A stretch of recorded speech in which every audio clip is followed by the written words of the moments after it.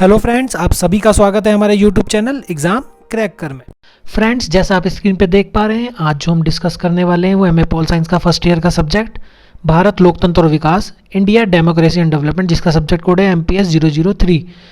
अब इसका बड़ा इंपॉर्टेंट टॉपिक डिस्कस करेंगे। जैसा अगर आप हमारी प्रीवियस वीडियोस देखते हुए आ रहे हैं तो हमने एक सीरीज़ चलाई हुई है जहाँ पर हम आपको इंपॉर्टेंट टॉपिक्स बताते हैं जहाँ से क्वेश्चन आने की प्रोबेबिलिटी बहुत ज़्यादा होती है, और अगर आप उन टॉपिक्स को तैयार कर लें तो आप इजीली एक अच्छा स्कोर ला सकते हैं। अब कॉलेज की बात करें, हम ग्रेजुएशन पोस्ट ग्रेजुएशन की बात करें तो एक अच्छा स्कोर हम कह सकते हैं, जो भी स्कोर हमें फर्स्ट डिवीज़न दे उसे हम एक अच्छा स्कोर ही मानेंगे।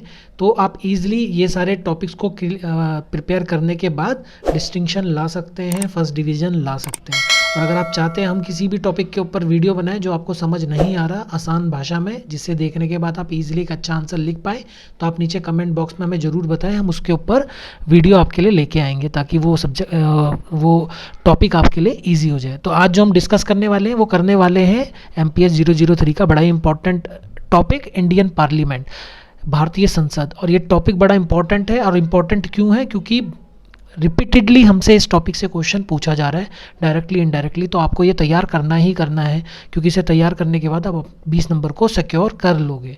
तो हम देखते हैं इस वीडियो में हम सिर्फ क्वेश्चंस देखने वाले हैं, प्रीवियसली ये हमसे किस तरह पूछा गया इस टॉपिक से, और इसे तैयार करने के बाद हम इजीली वो मार्क्स फैच कर सकते थे अगर हमने तैयार करे होते और उस एग्ज़ाम में हम बैठे होते। आपको ये तैयार करना है क्योंकि भावी एग्ज़ाम में आने की संभावना बहुत ही ज़्यादा है।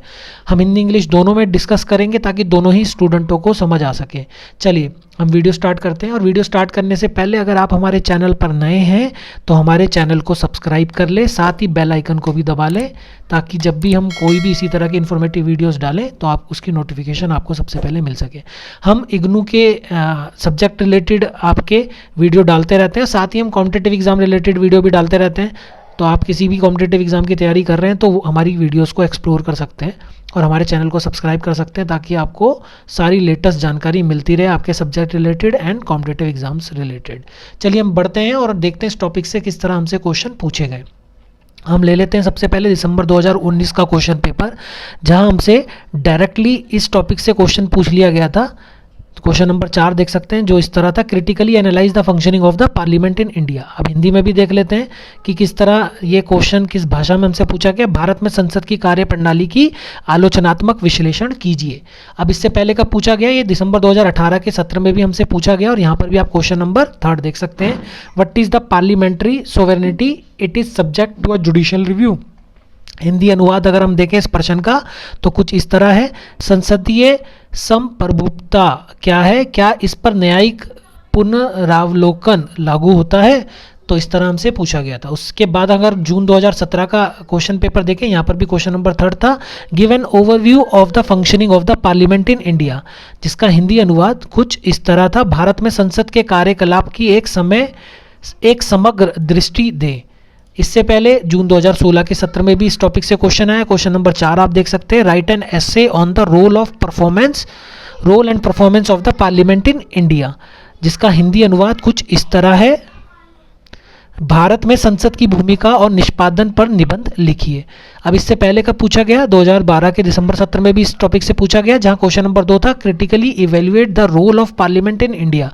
अब इसका हिंदी अनुवाद अगर हम देखें तो कुछ इस तरह था, भारत में संसद की भूमिका का आलोचनात्मक विश्लेषण कीजिए।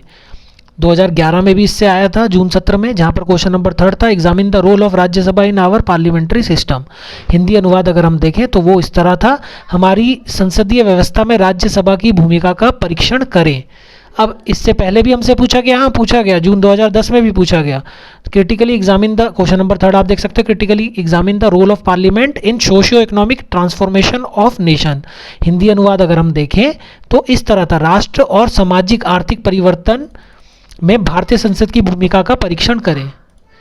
जून 2009 में भी इससे पूछा गया, जहां था question number 3, write an essay on a concept of parliamentary sovereignty in India, जिसका हिंदी अनुवाद कुछ इस तरह है, भारत में संसदीय संप्रभुता की अवधारणा पर निबंध लिखिए।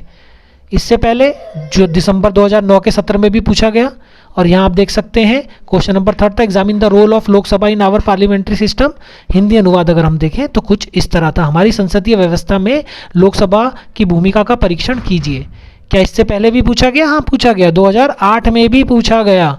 तो यहाँ किस तरह था? क्वेश्चन नंबर सेकंड देख सकते हैं, critically assess the functioning of the parliament in India. Hindi अनुवाद अगर हम देखें तो जिसका कुछ इस तरह था, भारत में संसद की कार्यप्रणाली की आलोचनात्मक आंकलन कीजिए।